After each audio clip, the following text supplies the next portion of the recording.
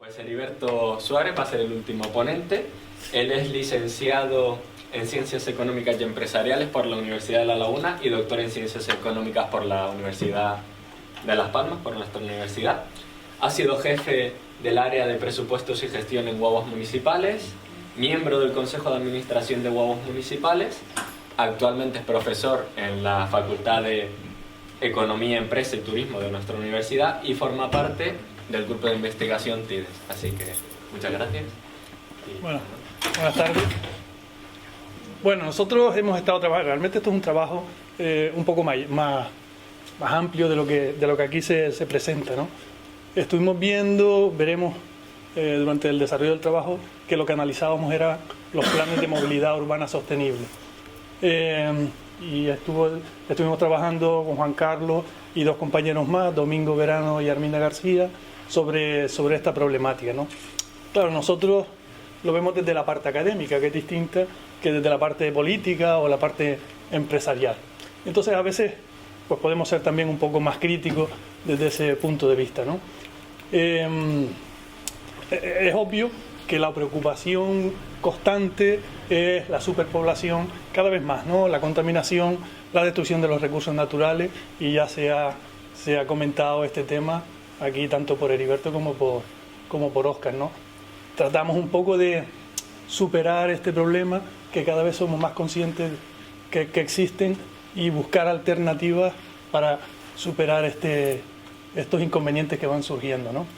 Y entonces, entre esos inconvenientes que tenemos que mantener ese equilibrio entre lo que sería la utilización del vehículo privado, que ya vimos en la posición de Óscar, el uso que hacemos abusivo, casi diríamos, ¿no? del vehículo privado frente a la sostenibilidad. Tenemos que ir buscando reducir ese uso del vehículo privado frente al transporte público o incluso la bicicleta o caminar, ¿no? Y buscar modos alternativos de desplazamiento. Para eso es fundamental los planes de movilidad urbana sostenible. Y en eso tiene que incidir, tiene que participar lo que sería la administración pública. ¿Qué es lo que hacen los planes de movilidad urbana sostenible? Pues básicamente fijar una serie de líneas de actuación relativas al uso de la bicicleta, del transporte público, del transporte privado, modos caminando, etcétera, ¿no? Eso tiene que favorecer la cohesión social y el desarrollo económico y social de los diferentes pueblos. La movilidad, y más hoy mismo, es un ejemplo claro con el tema del coronavirus, ¿no? Que se suspenden todos los vuelos a Italia. Suspender este tipo de movilidades pueden causar un destrozo económico incalculable, ¿no? Entonces tenemos que buscar esos modos alternativos de desplazamiento, siempre respetando el medio ambiente, etc. Decíamos que había tres problemáticas. Al principio nos preocupábamos mucho de la movilidad. Hace años, 30, 40 años, la principal preocupación era la movilidad. Se empezó a añadir un segundo aspecto, que sería la accesibilidad. Entonces ya era movilidad y accesibilidad. Pero ya últimamente, nuestro principal problema y es la flecha más gorda, sería la sostenibilidad. O sea, ya tenemos que buscar ahí un equilibrio entre movilidad, accesibilidad, sostenibilidad, que es complicado. Nosotros como académicos probablemente nos movemos más en el aspecto positivo, ¿no? En las cuestiones objetivas, ¿no? ¿Qué problemas tenemos? Los políticos se mueven más en el aspecto normativo, ¿no? En la parte más subjetiva. ¿Qué medidas tomamos para solucionar esos problemas económicos que van surgiendo? Entonces, esos planes de movilidad urbana sostenible que comentábamos, básicamente tienen que afectar a ciudades que están en crecimiento, a ciudades descentralizadas, a temas de dispersión urbana, etc.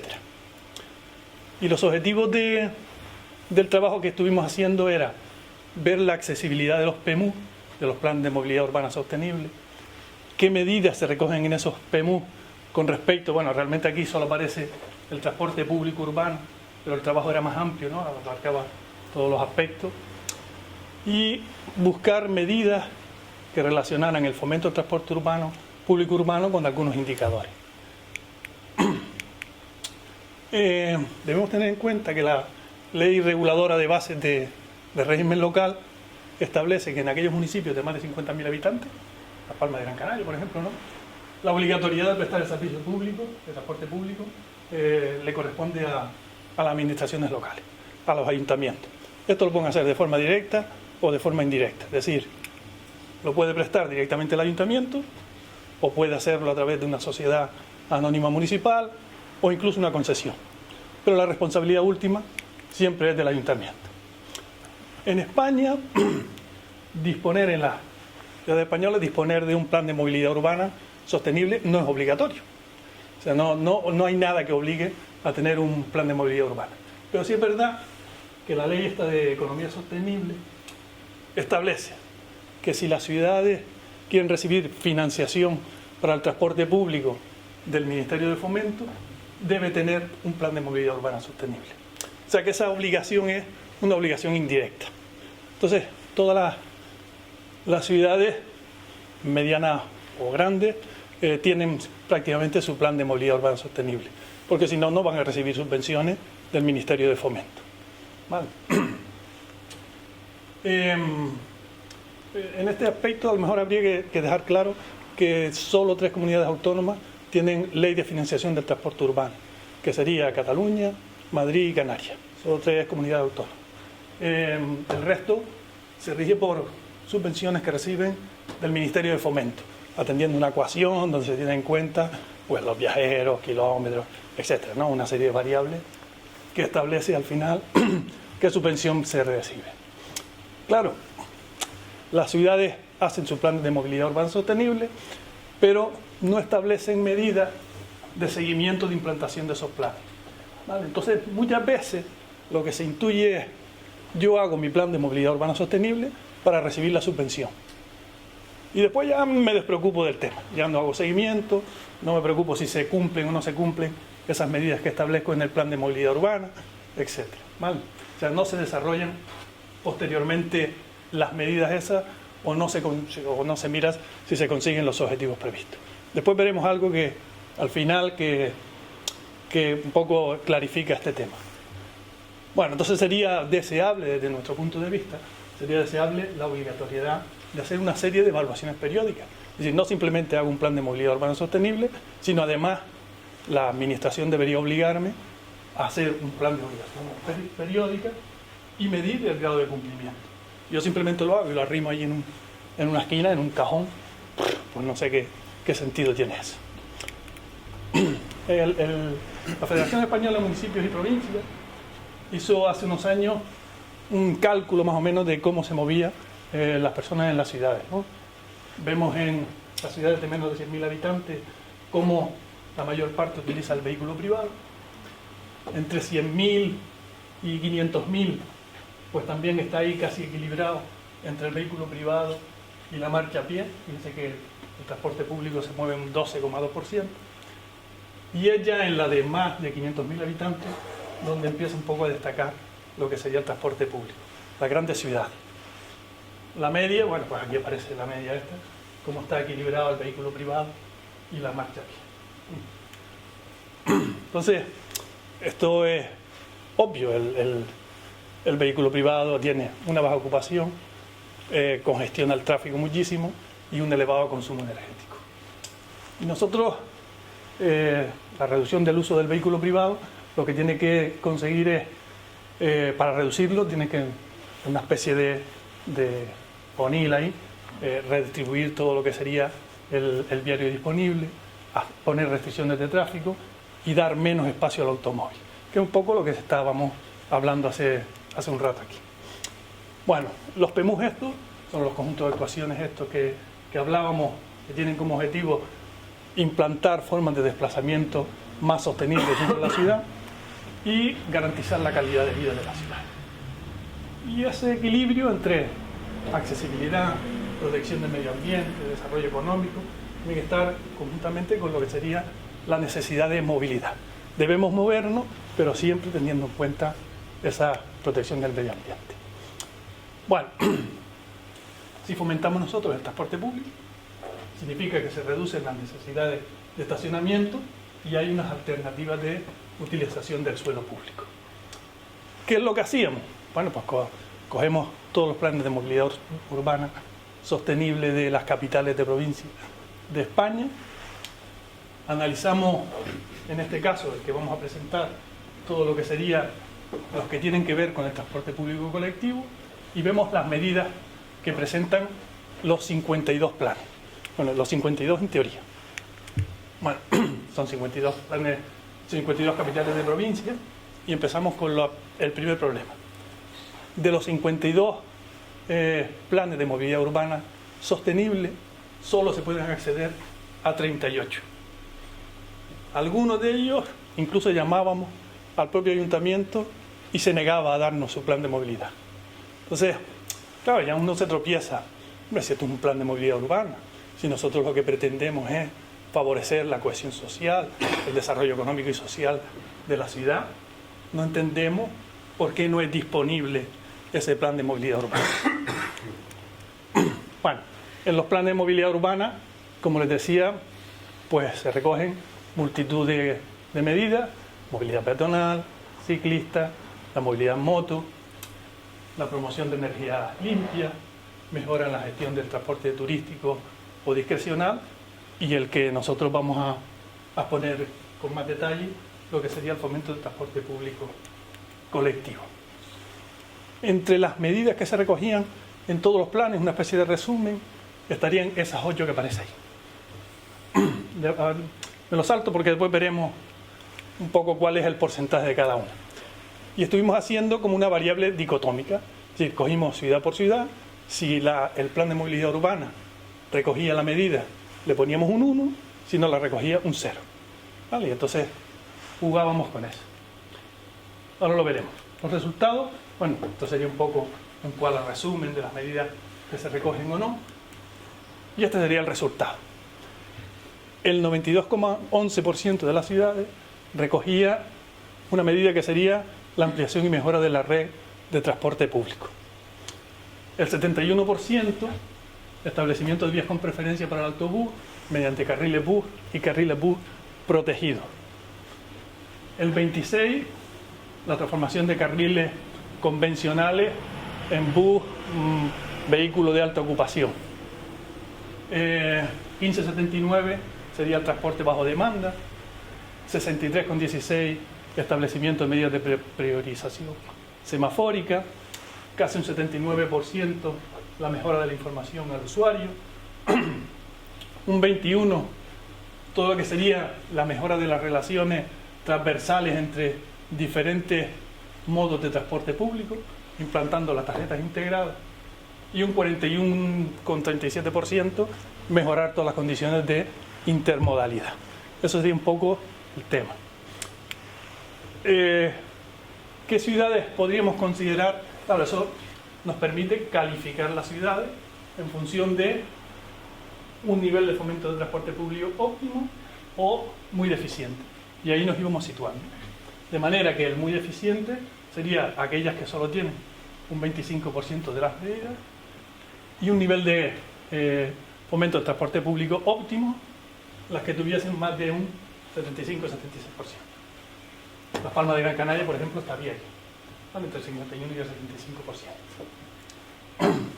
Fíjense que, por ejemplo, óptimo estaría A Coruña, Madrid y Oviedo, y muy deficiente, quizás la que más llama la atención, sería Sevilla. Después buscamos si existían relaciones entre medidas de fomento del transporte público y alguna otra variable. Por ejemplo, la población. Cuanto más población, más posibilidad de acceder a ese PEMUS existía. En las ciudades grandes normalmente no tendríamos problemas. En las ciudades más pequeñas solíamos tener más problemas para acceder a los planes de movilidad urbana. Cuanto más población, más medidas de fomento también. O sea, aquellas ciudades grandes se preocupaban más por fomentar el transporte público. Fomento de sostenibilidad frente a medidas de fomento del transporte urbano. También igual. Cuanto más medidas de fomento de sostenibilidad existían, más medidas de fomento del transporte público también. Mejora de gestión del vehículo privado frente a las medidas de fomento del transporte público, también había una relación positiva y no existía relación ninguna entre los que más medidas de fomento del transporte público presentaban, no necesariamente fomentaban el uso de energía limpia. Así como conclusiones, ya decíamos, de las 52 capitales, solo 38 podíamos acceder a los PMU. La relación entre el número de medidas de fomento del transporte público y las variables analizadas es positiva, excepto el fomento del uso de energías limpias. Solo una de las capitales, solo una de las capitales de provincia que analizamos, tiene un informe de seguimiento. El resto no se preocupa. La capital menos poblada, Teruel. Teruel también existe, aunque sepa. Hay una falta de transparencia y búsqueda de implicación de los agentes sociales. Y por último, lo que yo comentaba al principio. ¿Realmente la elaboración de los planes de movilidad urbana es una preocupación o es simplemente una excusa para obtener subvención? Eso es lo que habría que plantearse. Y nada, y con eso más o menos es un poco el trabajo que habíamos hecho.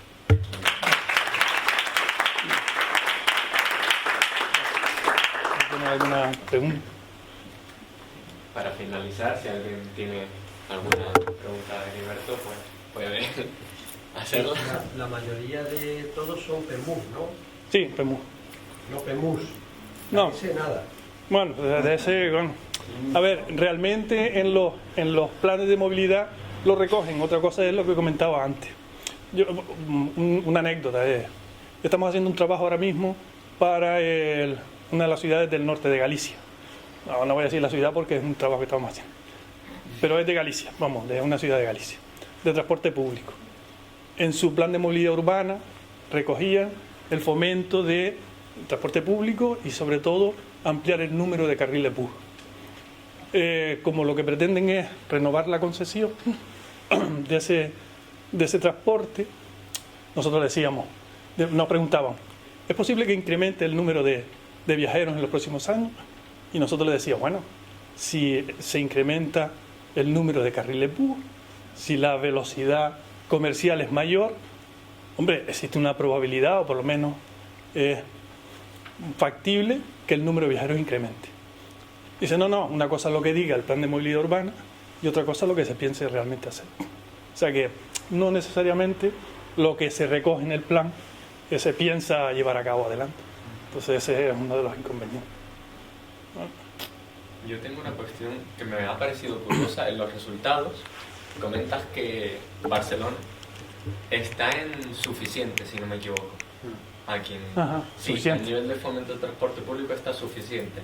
Pero claro, eso es, digamos, el objetivo. Entiendo yo que eso lo habéis analizado en base a los objetivos del plan. Lo que dice el papel. Claro, pero después la realidad es que, por ejemplo, Barcelona es la ciudad más sostenible a nivel de transporte. Claro, lo que pasa es que después, igual el que está aquí en el nivel óptimo, A Coruña, probablemente en su PEMU a lo mejor es de los mejores, pero después si no se llevan a cabo, si no hay seguimiento, pues igual está a la hora de llevarlo a cabo es muy deficiente, claro. ¿Y eso no lo habéis podido medir? Eso es muy complicado, porque no tienes, ya digo, hay veces no tienes ni siquiera facilidad para acceder al PEMU, acceder a las medidas que han tomado es mucho más complicado. ¿No? La verdad es que la clave sería, bueno, me gustó mucho lo que comentaste del tema de la financiación. O sea, si la ley del 2 de 2011 lo que hubiese hecho sería implementar más financiación para el que cumpliese objetivo, claro, pues entonces claro, sería el pez que se muerde la cola, claro, pero así no hay motivación en ese sentido para llevar a cabo la aplicación de todas las medidas de los planes de movilidad urbana sostenible, claro. Es simplemente muchas veces una excusa. Claro, pero para eso ten en cuenta, Heriberto, que tienes que financiar, ¿no? Porque si hay que ver el cumplimiento de objetivos, tienes que poner recursos, ¿no? Claro. Y luego recursos en el Estado para ver si lo que te están contando es verdad o te están vendiendo la moto, ¿no? Claro.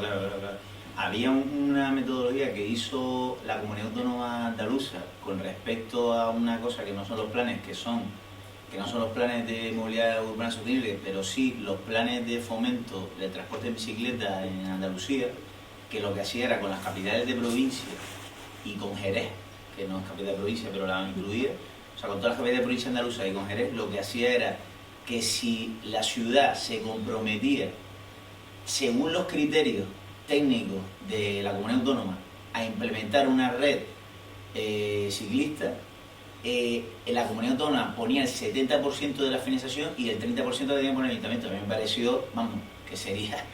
ha funcionado así porque los ayuntamientos después no quieren asumir que, digamos, que los técnicos y los criterios de comunidad autónoma se le impongan, muchas veces pasa, pero sí ha habido algo de éxito en Cádiz, en Jerez, o sea, aparte de Sevilla, ¿no? Pero eso a mí me parece una idea interesante, o sea, es decir, vincular las dos financiaciones, tanto local como estatal o de comunidad autónoma. Claro. Ahí Victoria es insuficiente, siendo Victoria una ciudad modélica en sostenibilidad. Además de la de mayor calidad de vida y Por eso es que el papel no refleja la no realidad. refleja. Pero tanto en un sentido como el otro, o sea, puede ser en sentido positivo como negativo, claro.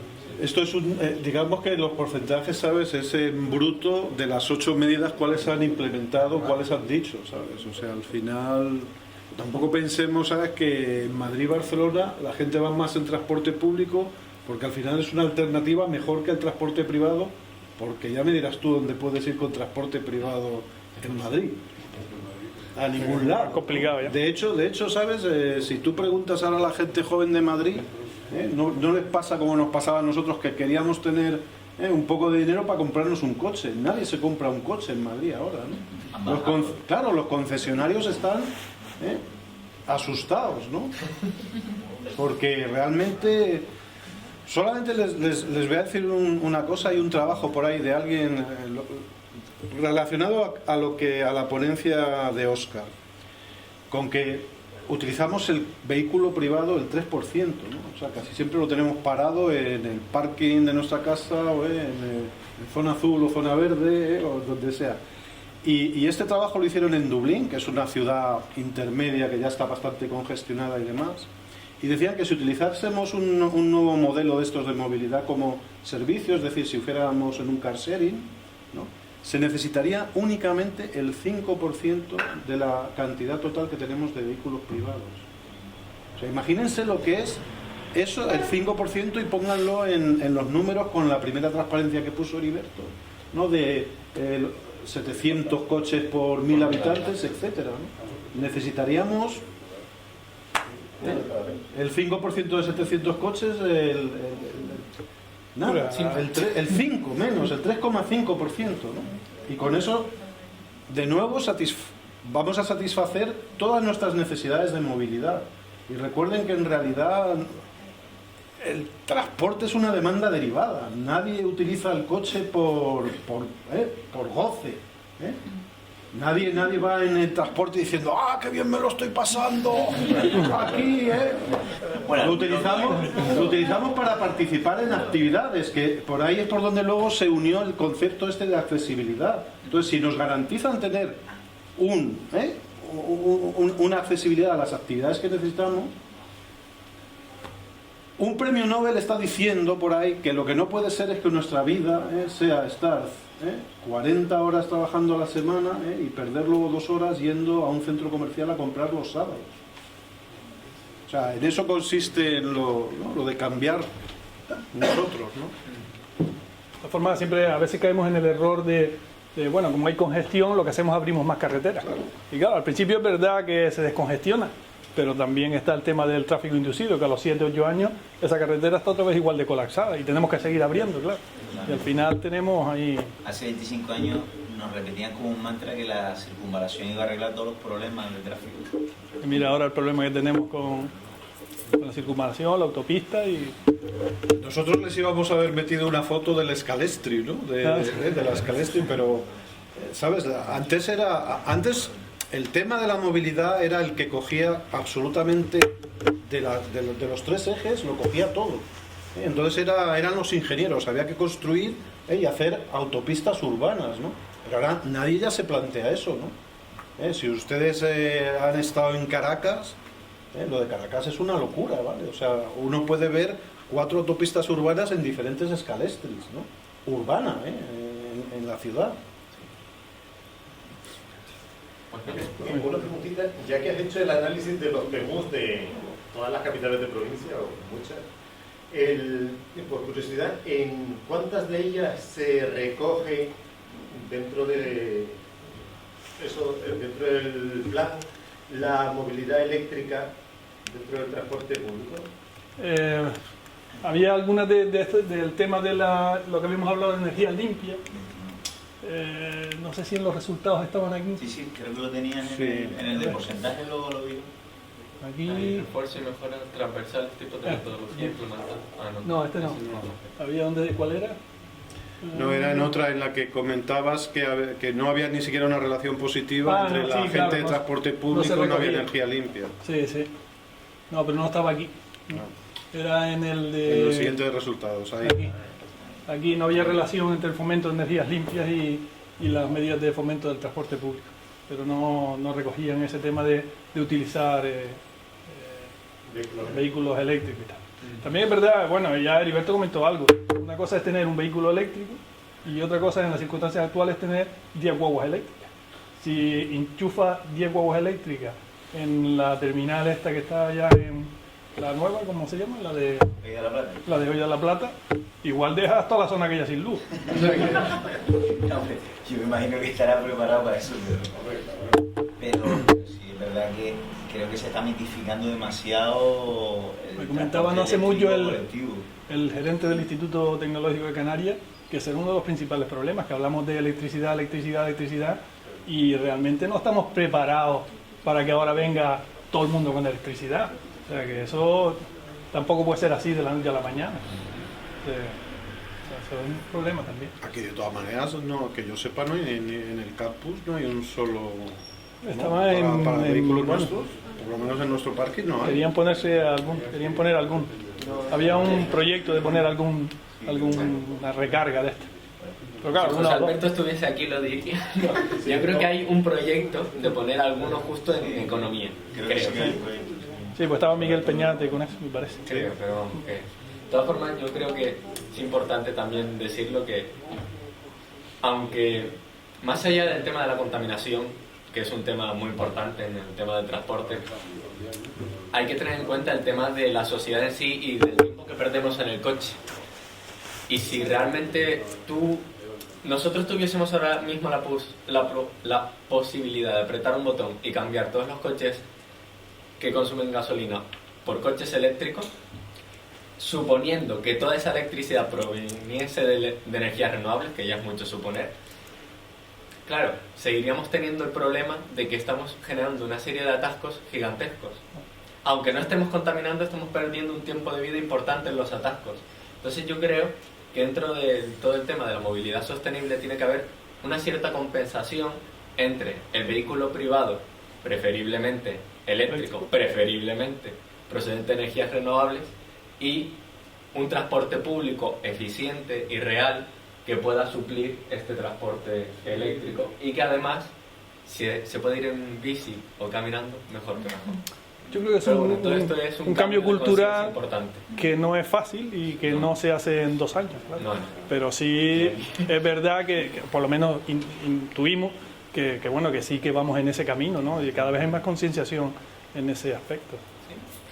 O bueno, Yo sí creo, perdona, que es verdad que tiene que haber un cambio cultural y de hecho yo creo que poco a poco se da, aunque hay una parte importante de la población que no le cuente historias de este tipo, pero sí es verdad que hay una responsabilidad desde mi punto de vista muy importante de la administración pública, en el sentido de que el discurso de cambio cultural, desde mi punto de vista, lo que ha hecho es que el gobernante se lave las manos. Es decir, como mi pueblo no está concienciado, como mi pueblo no va a coger la guagua, no pongo carril bumpado. Como mi pueblo no va a coger la bici, no ponemos carriles bici.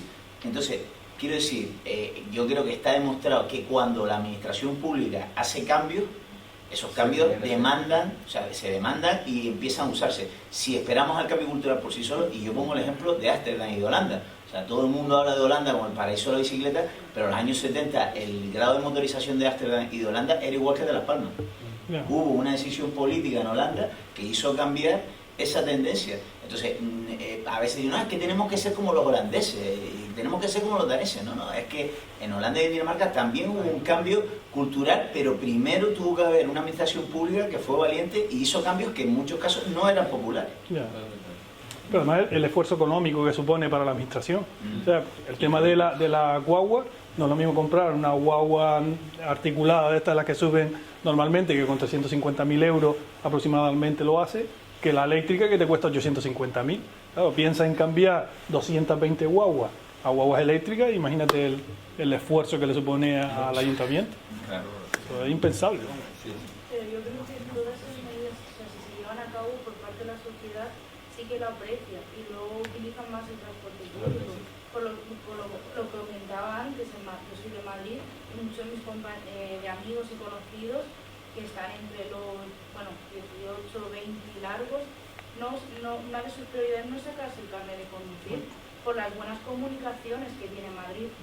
Y yo creo que es lo que está pasando un poco en Gran Canaria, que a poco que se vaya aumentando la población también va a ir utilizando. Sí, eso está claro. Y por ejemplo también con el carnet que utiliza tanto la urbana como la global, aún más se está llevando a toda la isla. Y yo creo que al final la sociedad lo aprecia, vamos.